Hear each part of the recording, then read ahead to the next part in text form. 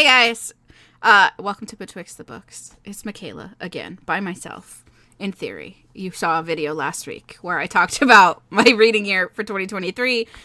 Today I'm going to talk about my reading year for 2024, and by that I mean my sort of personal goals / challenges that I'm giving to myself, which includes making a video every week for you guys.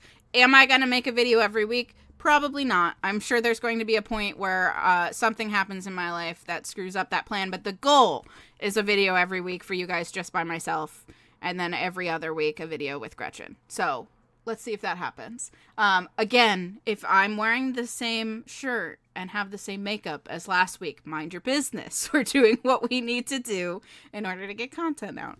So just be happy. You have a video to watch. I look the same. Don't worry about it. The biggest, easiest thing is obviously Gretchen and I again are doing our buddy reading challenge. If you didn't see our video from Friday, please go watch that. You can learn about the challenges that we're going to do when it comes to us reading together, things that we want to do to push ourselves outside of our comfort zones when it comes to reading. You can see that. There is also a link to a Storygraph reading challenge if you want to join us in that, either to see what we're thinking of reviewing or if you want to do it yourself. Highly recommend doing that. Please go give it a look. Outside of that, I also have written down the Pop Sugar Reading Challenge. It's something that Gretchen and I both look at every single year. Do we ever complete them completely? Probably not very often, if at all. But it does help us sort of choose some things to read. For me, I was using it to look at some of my backlist titles that I've purchased that I have yet to read, to see if anything that I have back here fits any of those challenges to help me work through those, or just in general to be like, I don't read books about women in sports ever. Let me see if there's anything interesting out there that I can do. So if you've never seen a Pop Sugar Reading Challenge, I'll link that down below. You can go look at it. But it is literally just like 45 challenges and 5 bonus challenges to read wider.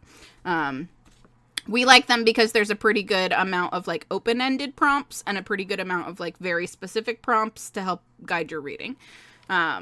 Versus like just one or the other. It's a good time. Like usually you can find something to fit most of the prompts, even if you were just reading on your own. And then there's a couple of things that you have to go hunt and peck for. When it comes to me this year, because I know that I am reading a lot. I talked about last week how I read the equivalent of 325 books. There's just all fan fiction. I want to make myself read at least one book a week.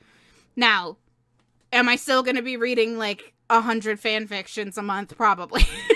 But I will also try and read one book a week.